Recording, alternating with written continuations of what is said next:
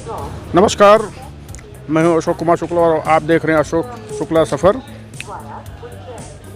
सुल्तानपुर से आज हम जो है उज्जैन महाकाल के दर्शन के लिए हम आए हुए हैं और हम यहाँ पर जो भी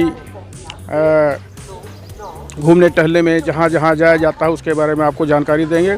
हमारे साथ हैदरगंज के डॉक्टर साहब, हमारे डॉक्टर रजनीश साहब हैं, तो हम जानेंगे सबसे पहले सुल्तानपुर से यहाँ तक आने में कितना दूर लगा, कितना समय लगा और कहाँ अंतिम स्टेशन पे हम लोग उतरे हैं। डॉक्टर साहब, हम लोग सुल्तानपुर से आए हुए हैं। पहले हम लोग संत हरिदास नगर पे आए हुए हैं। संत हरिदास नगर के बाद जो है हम लोग उज्जैन जाने वाले हैं। और तो डॉक्टर साहब सुल्तानपुर से यहाँ तक आने में कितना समय लगा? कम से कम 12 घंटे लग गए हैं। 12 घंटे लगे। 12 घंटे। तो यहाँ से सीहोर जाना है, कुबरेश्वर धाम जाना है। कुबरेश्वर के धाम के दर्शन के बाद हम लोग उज्जैन महाकाल जाएंगे। और बहुत ही आध्यात्मिक शक्तिपीठ है, कह लीजिए, प्रदीप मिश्रा द्वारा जो है यहाँ। तो डॉक्टर साहब आपका पूरा परिचय पहले दे दें। मेरा नाम डॉक्टर रजनीश तिवारी है। मैं निवासी फैजाबाद अयोध्या का रहने वाला हूँ।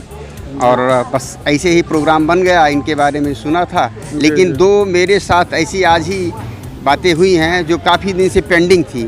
रास्ते में दोनों मेरे काम हो गए हैं। मैं बहुत बहुत धन्यवाद देना चाहता हूँ भोले बाबा को, जो उज्जैन नगरी आने के लिए जो है उन्हें रास्ते में खुशखबरी मुझे दे दी है। दोनों खुशखबरी, मुझे और मेरे एक रिलेटिव हैं, उनको दोनों को जो है खुशखबरी आज ही मिली है। चलिए देखिए, इन्होंने उज्जैन का नाम लिया ही था कि इनका काम जो है बीच में ही पूरा हो गया। फिलहाल आगे हम अभी चलेंगे। मैं भी अपनी टीम के साथ आया हुआ हूँ और पूरा उज्जैन का आपको दर्शन कराऊँगा कि कहाँ सुल्तानपुर से आपको यदि उज्जैन आना हो तो कहाँ से क्या क्या परेशानियाँ हैं, क्या क्या अच्छाइयाँ हैं, कहाँ कहाँ दर्शन होता है, पूरी बातें आपको इसी में मिलेंगी। तब तक आप देखते रहें।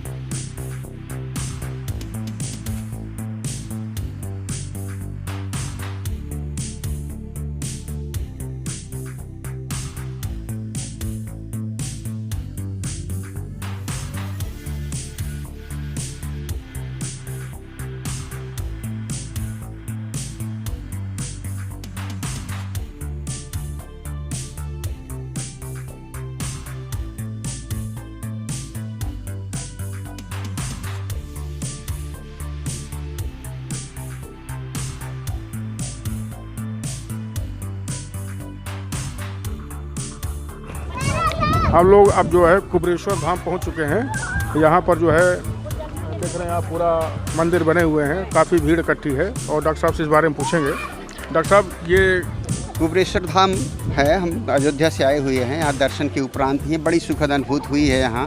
जी। और लोगों की मनोकामना भी पूर्ण होती है। यहाँ आने के बाद कैंपस में लगता है साक्षात भोले बाबा यहाँ साक्षात विराजमान हैं। और अच्छा, जहाँ से वो मुख्य स्टेशन था कौन सा था? हिम्मत नगर। वहाँ से यहाँ तक आने में कैसा कोई दिक्कत है? इसमें तो ये ऑटो वाले बहुत वार्निंग करते हैं। जैसे है हुआ 500 रुपये लेना हुआ तो सीधे बता देंगे 1200 रुपये होगा। 28 किलोमीटर का 48 किलोमीटर बता देते हैं। ये तो वे छलावा यात्रियों के साथ है। चूँकि हम लोग अयोध्या से बाहर से आए हुए हैं हाँ, तो बड़ा दुख हुआ कि इतना ज़्यादा ये वार्निंग यहाँ कर रहे हैं हम लोगों के साथ में। तो मान लीजिए हम लोग बाद में 500 रुपये में एक गाड़ी के लिए तैयार हुआ, 2 ऑटो 1000 रुपये हम लोग आ गए। वही हम लोग जो है 2400 रुपये मांग रहा था। फिर धीरे धीरे 1600 आया। 1600 आने के बाद 1000 में हम लोगों को ले आया। फिलहाल यहाँ पर कैसी अनुभूति लग रही है? दिव्य स्थान है जो बहुत ही सुखद अनुभूति है, विकास की तरफ अग्रसर है।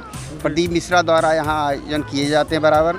आज उनका सीहोर में कार्यक्रम चल रहा है, जो कि हम लोग वहाँ नहीं पहुँच सकते हैं। आज चूँकि हम लोग शाम 5:15 बजे उज्जैन के लिए ट्रेन है, इसलिए हम लोग अभी दर्शन के उपरांत ही निकलने वाले हैं और सीहोर से हम लोग वहाँ महाकाल दर्शन के लिए जाएंगे। तो आप देख सकते हैं यहाँ पर काफ़ी भीड़ है पीछे। बाकायदा ये अच्छा सा दिव्य स्थान है और आप यहाँ आ सकते हैं, चाहे जब आएँ भोले बाबा के यहाँ दर्शन कर सकते हैं। और दिव्य मंदिर का निर्माण भी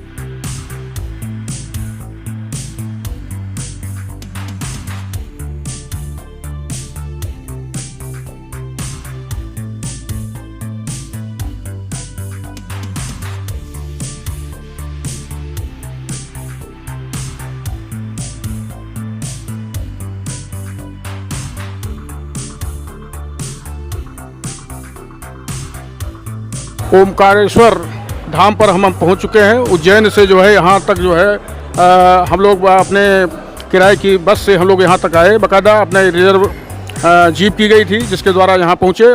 इस समय करीबन बज रहे हैं 7:30 हो रहे हैं और हमारे साथ डॉक्टर साहब भी बने हुए हैं। डॉक्टर साहब जानेंगे पूरी क्या हुआ क्या नहीं हुआ। डॉक्टर साहब पहले आप कहाँ पहुँचे थे? उसके पहले हम लोग उज्जैन आए। उज्जैन महाकाल दर्शन के उपरांत हम यहाँ पहुँचे हैं ओंकारेश्वर में भव्य दर्शन हुआ है। भीड़ तो बहुत ज़्यादा ही थी, लेकिन भोले बाबा की ऐसी कृपा हुई, साक्षात दर्शन हम लोगों के हो गए हैं। 15 मिनट मुश्किल से लगा है, बहुत ही यहाँ आने के बाद इतनी तृप्ति मिली है। नर्मदा नदी एकदम किनारे बह रही हैं, यहाँ जल भी उफान पर है, लेकिन इतना आनंद आया जीवन भर इसको नहीं भूल सकते। उज्जैन से यहाँ तक आने में कितनी लमसम? 130 किलोमीटर दूरी है, 3-4 घंटे समय लगा। रास्ता चूँकि बहुत ही ख़राब है, उसकी जो है स्पीड नहीं बन पा रही थी। अंधे मोड़ बहुत ज़्यादा थे, पहाड़ियों के रास्ते से आना हुआ, इसलिए जो है स्पीड उसकी बन नहीं पा रही थी, जिससे हम लोगों को 3 से 4 घंटे लग गए आने में 130 किलोमीटर। यहाँ मंदिर तक, ओमकारेश्वर मंदिर तक आने में जो जहाँ आपको गाड़ी छोड़ेगी वहाँ से जो है बाई बोट आप आ सकते हैं। बोट से हम लोग यहाँ पर पहुँचे हैं और रात के तकरीबन 7:30 हो रहे हैं। आप ये देखिए मंदिर दिव्य है, दर्शन होते हैं यहाँ पर। इसके बाद यहाँ पर कौन सी नदी है? नर्मदा नदी है। यहाँ पर जो है लोग स्नान करते हैं। स्नान करने के बाद जो है अपना ओमकारेश्वर का दर्शन करते हैं। देखें भीड़ जो है बाकायदा इस समय फिलहाल अभी भी श्रद्धालुओं का तांता लगा हुआ है। रात के 7:30-8 बजने जा रहे हैं लमसम।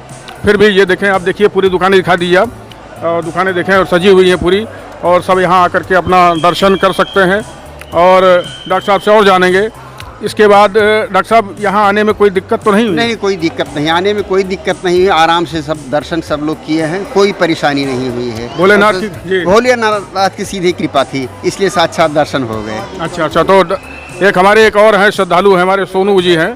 सोनू जी, कैसा रहा सफ़र आपका? बहुत ही अच्छा दर्शन हुआ भगवान भोलेनाथ का। महाकाल का दर्शन करने के उपरांत हम लोग यहाँ पहुँचे हुए हैं ओमकारेश्वर धाम में, और बहुत ही दिव्य दर्शन यहाँ हुआ। और एक हमारे जिला पंचायत के हमारे पांडे जी भी हैं, ये भी दर्शन में आए हुए हैं।